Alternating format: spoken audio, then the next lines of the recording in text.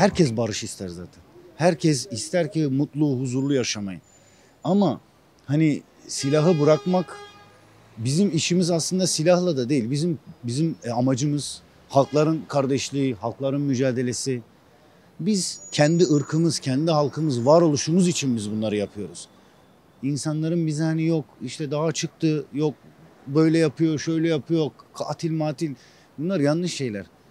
Bir araştırsınlar bakayım Mustafa Kemal Cumhuriyeti kurduktan sonra bu kendi teşkilatları Güneydoğu'da, Doğu Anadolu bölgesinde Kürtlere ne zulümler etti. Şu anda bizim örgütümüzü kötülüyorlar ya PKK'yı. PKK'nın 10 katı teşkilatlar kurdu. Bu ülkede Cumhuriyet ilan edildikten sonra yok efendim Ağrı'da isyan çıktı, yok efendim Diyarbakır'da isyan çıktı. Onu bastırmak için sahte teşkilatlar vardı. Belli olmayan, bilinmeyen, hatta şunu da söyleyebilirim, bu Beyaz Toros'u biliyorsunuz o meselede. Aynı onun şeyleri. PKK gerekeni fazlasıyla yaptı. Fazlasıyla. Çözüm süreci yani çoğunlukla Kürt hareketinin, PKK'nın attığı adımlar ile olumlu bir sürece doğru gidiyor.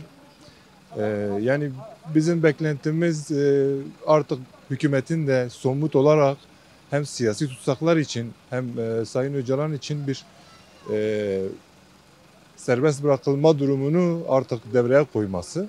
Bizim beklentimiz genel olarak bu. Yani fesih sonrası artık yapılması gereken en doğru adımı zaten attı. Hem bölgede artık sürecin çatışma ortamının son bulması demek.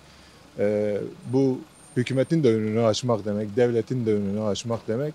TC'nin de artık buna göre bölgede artık savaş faaliyeti yürüten bir örgüt olmadığını görmesi demek. Bu şekilde artık umutluyuz yani. Ama nasıl bir umut?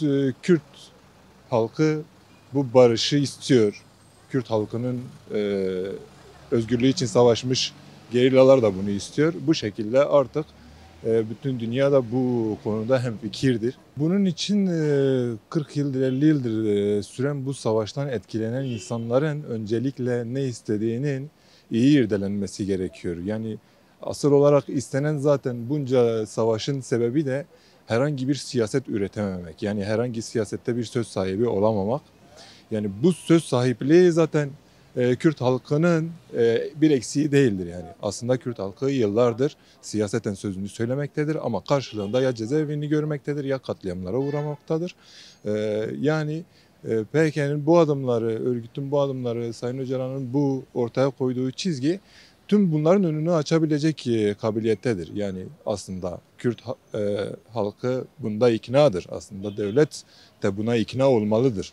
Bunun önü bu şekilde açtığını ben düşünüyorum. Hükümetin öncelikle somut olarak komisyonun çalışmalarını artık tamamladığını görmesi, daha fazla artık dinlemenin, kaydetmenin ya da evrağa boğmanın bir anlamının olmadığı, çıkıp açık biz artık sözünü söyleyen, özgürce fikrini ifade eden insanları artık biz suçlamayacağız. Biz bu ülkeyi beraber yöneteceğiz, yereli güçlendireceğiz, siyaseti güçlendireceğiz. Bu şekilde artık bir sadece söylemle de değil, yasal düzeneğini hazırlaması gerekiyor. Sadece yani 10 yıldır, 20 yıldır baktığımız zaman hükümetin yaptığı şey kararnamelerle yürüyor yasalarda, mecliste, şurada, burada, yerelde her neyse. Ama bunun kararnamelerle değil, anayasal zeminde oluşmasını sağlaması gerekiyor. Komisyonun sonraki aşamasında artık anayasanın düzenlenmesi, çeşitli maddelerin zaten bunlar talep edildi, komisyondan da talep edildi. Bunların derli toplu bir şekilde anayasa taslağına nasıl ekleneceğine dair farklı bir çalışmaya süreci evrilmesi gerekir. Yani öncelikle benim istediğim kayıplarımıza yönelik Kürt halkının 40 yıldır 50 yıldır bu savaş uğruna verdiği kayıplara dair hem ölüm hakkını yani ölüme saygı hakkını tanıması, bu temelde kayıplarımıza ulaşabileceğimiz bir yasal zemini de oluşturmasını ben bekliyorum.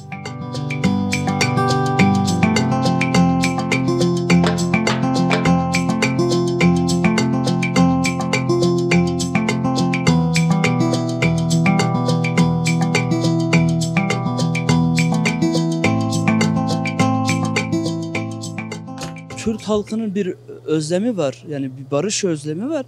Ama bu barış özlemi sıtmaya razı bırakma gibi bir durum değil yani. Kürt halkının istediği şey bu değil. Yani Kürt halkının istediği şey onurlu bir barış. Yani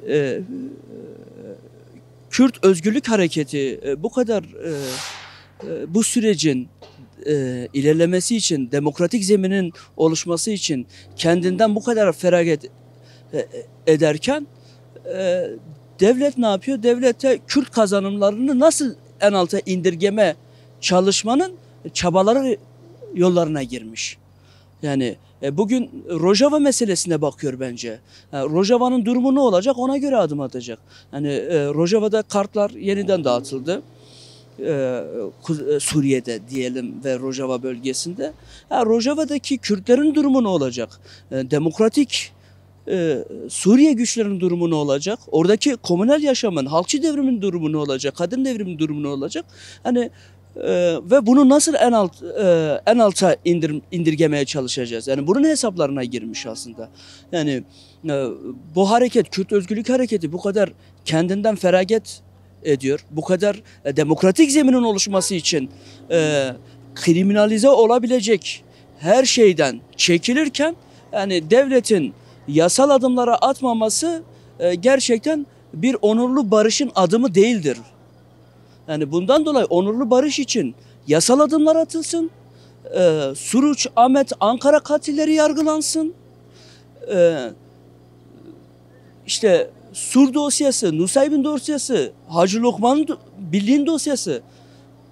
O Hacı Lokman'ı katledenler, onlar yargılansın. Aynı zamanda Cemile'yi katledilenler, 12 yaşındaki bir kız çocuğunu katledilenler, Taybet Ana'yı katledilenler. Biz bununla, yani devlet bununla yüzleşmedikçe bir onurlu barışın oluşacağını düşünmüyoruz. Keza bu süreci yürüten şüphesiz Kürt Halk Önderi Sayın Abdullah Öcalan'dır. Kürt Halk Önderi Sayın Abdullah Öcalan hala Umut Akın'dan yaralanmıyor. Yani bu süreci de başlattı. Umut Akın'dan yaralanmıyor. Yıllarca zaten tecrit altındaydı. Yani bu savaş ve inkar politikasının temel sebebi önderliğin halkıyla ve hareketiyle bir izole etmek, bir tecrit politikası uygulamak ve savaş ve inkar politikasını sürdürmek bunun üzerine. Yani yıllarca bunu yaptılar. Yıllarca bunu yaptılar. Ateşkesler oluyor. Kendini de toparlıyor. Bugün madem bu süreçte samimiysek Başur'da niye hala karakolları inşa ediliyor? Niye karakolları inşa ediliyor Başur'da? Rojava niye tehdittir mesela? Oradaki Kürtler niye tehdittir? Kıbrıs'a gelince bağımsızlık olsun ama Rojava'nın federal olması bile Türkiye tehdittir. Bence değildir yani Türkiye tehdit. Oradaki Kürt halkımızın bir kazanımı niye Türkiye tehdit olsun? Ya sadece Kürt kazanımı da değil aslında. Orada demokratik bir kazanım var. O Arabıdır, Çerkezidir, işte Ermenisidir, Süryanisidir, Hristiyanıdır. Hep beraber bu meclislerde yaşıyorlar. Bu meclislerden karar alıyorlar. Hepsinin, her dinin, her mezhebin, her dilin, her ırkın bir meclisi var. Bu meclisler taleplerine göre Rojava sistemi modeli bu talepler etrafında karşılıyor yani komünlerini oluşturup karşılıyor. Yani böyle bir güzel sistem varken bu niye Türkiye tehdit olsun? Hükümet ilk önce şu somut adımı atmalı. Kürt halk önderinin özgürlüğü, yani Sayın Öcalan'ın fiziki özgürlüğü, süreci dışarıda yürütmesi, bu önemli somut adım atması. Siyasi tutsakların, devrimci tutsakların derhal bırakılması, onun dışında Rojava'yı tanınması ve dediğim gibi Suruç, Ankara, Ahmet katillerinin yargılanması, varsa istihbarat zayıfiyatı, bununla ilgili soruşturma yapılması ve bunun yargılanması yapılması gerekiyor. Yani somut adımları bu şekilde atabilir. Yani Kürt Özgürlük Hareketi bu kadar feragat ediyorsa kendinden, sürecin zedelenmemesi için yani devlete burada somut adımlar atması gerekiyor bu konularda. Anayasal adımlarda özellikle eşit yurttaşlık, ana dilde eğitim, bunlar yasallaşmalı ve işte TMK'nın kaldırılması, gerekiyor. TMK'nın düzeltilmesi değil, kaldırılması gerekiyor yani. Sonuç itibariyle yani 40 yıllık bir mücadele var burada. Demokratik alanda bir mücadele var burada. İnkar ediliyor. TMK'la kriminalize ediliyor bu mücadele. Yani direkt TMK'nın kaldırılması bu somut anayasal düzenlenmesi gereken şeylerdir yani. İlk adımı atılması gereken şeyler bunlardır yani.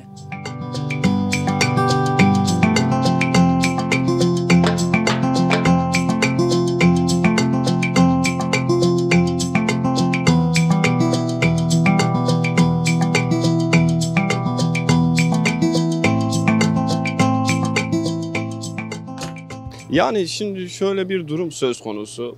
Yani ilk bir yıllık bir süreç geçti. Bu süreç içerisinde Kürt siyasi hareketi gerçekten sorunun çözüm noktasında birçok adım attı. En son işte tüm güçlerini sınır dışına aldı. Bu noktada artık eğer bir gerçekten çözüm isteniyorsa iktidar ve devlet burada bir adım atması gerekiyor. Yani tüm özellikle Kürt tarafı bunu bekliyor. Çünkü samimiyetin bir göstergesi olacak. Ama gelinen bir noktada bir yıllık süreç içerisinde herhangi hiçbir adım atılmadı. Bu da tabii kafalarda soru işareti yaratıyor ister istemez. Yani eğer bir çözüm olacaksa her iki taraftan da adım atılması gerekirdi. Yani bir an önce bir adım atılması lazım. Eğer komple bu sorunun Türkiye gündeminden çıkarılması isteniyorsa bir 50 yıllık bu kanlı sürecin bitmesi gerekiyorsa devletin burada yasal olarak bazı adımlar atması gerekiyor. Meclis noktasında düzenlemeler yapması gerekiyor. Sonuçta yani oradaki insanlar da bu topluma entegre olması gerekiyor. Bu noktada yani nasıl olacak yani herhangi bir yasa vesaire olmadan nasıl gelebilecekler kendi ailelerinin yanına ya da Türkiye'ye? Yani o noktada bir an önce adım atılması lazım. Yani Kürt siyasi hareketi dediğim gibi yani samimiyet noktasında zaten bir şey söylemeye gerek yok. Çünkü yani sorunun çözülmesi noktasında adımlar atıyor. Yani birkaç adım ard arda atıldı. En son işte geriye çekilme, herhangi bir çatışma olmasın, kimse ölmesin diye tüm güçlerini sınır dışına aldı. Yani bu noktada yani Kürt siyasi hareketi o sorumluluk bilinciyle hareket ediyor diye düşünüyorum.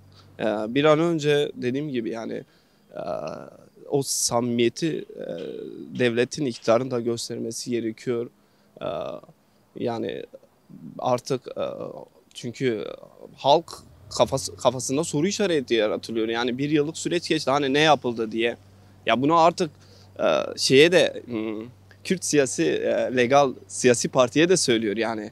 Hani diyor bu kadar şey bir yıldır konuşuyorsunuz sürekli işte dinlemeler vesaire komisyon. Hani diyor ortada hiçbir şey yok yani somut hiçbir bir şey yok. Yani o noktada yani karşılıklı atılacak adımlar güvenin tesisi noktasında önemli. O yüzden bir an önce yasal düzenlemeler yapılmalı.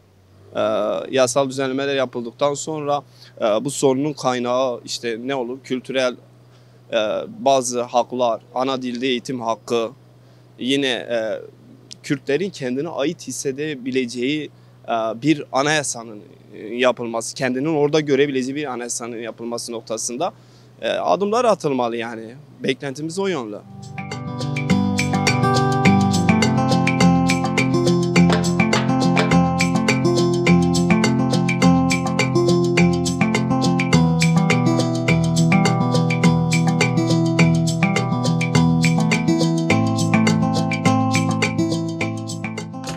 Pek inanmıyoruz abi yani sözde bir süreç var bizden de adımlar var ama pek olumlu sonuçlanacağına inanmıyoruz yani vatandaş olarak halk olarak. Somut adımlar atılması lazım, oturup Kürt-Türk kardeşliği adına bir konuşma yapılması lazım, beraber mitingler düzenlenmesi lazım, festivaller düzenlenmesi lazım. Yani bu kardeşliği herkesin kabul etmesi lazım. Onun harici de düzelmez zaten. Demokratik bir toplum için önce bir siyasi tutsaklar bırakılmalı. Ondan sonrası zaten oturulur konuşulur şeyler. Eğer ortada bir dava yoksa bu davadan yatan kişilerin önce bir dışarıya çıkması lazım. Ortada bir dava yoksa bu adam niye yatıyor yani? Sen kardeşsen bu adam niye içeride? O çıktıktan sonra zaten gerisi dediğimiz gibi yani oturulur demokratik yollarla ne bileyim mitingler düzenlenir, konuşmalar düzenlenir. Herkes herkesin kardeş olduğunu kabullenir. Ondan sonrası zaten anayasa mı değişir, şey mi değişir? Onu siyasetçi bilir. Biz bilemeyiz abi. Kürt, Türk, Alevi, Çerkez herkes ölecek, herkes toprak olacak. O yüzden bence insan ayrımı yapmadan herkes kardeşçe yaşasın. Yani bu dünya hepimize yetecek kadar büyük zaten. Yani ilk önce bir algı değişmesi lazım insanlarda. Ondan sonra anlayış olması lazım. İnşallah düzelir diyelim. Hani herkes kardeş bolluk içinde yaşasın. Ondan sonra nasıl diyeyim? Yani insanlar birbirlerine ön yargılı olmasın. Öyle olmadığı sürece bu ülke yani yere gelmez sırtı, öyle düşünüyorum yani. Barışçıl bir şekilde iyimser tavırlar sergilemesi lazım. Ortak noktada buluşmamız lazım. Hiçbir şekilde hiçbir sorun artık yaşamamamız lazım diye düşünüyorum.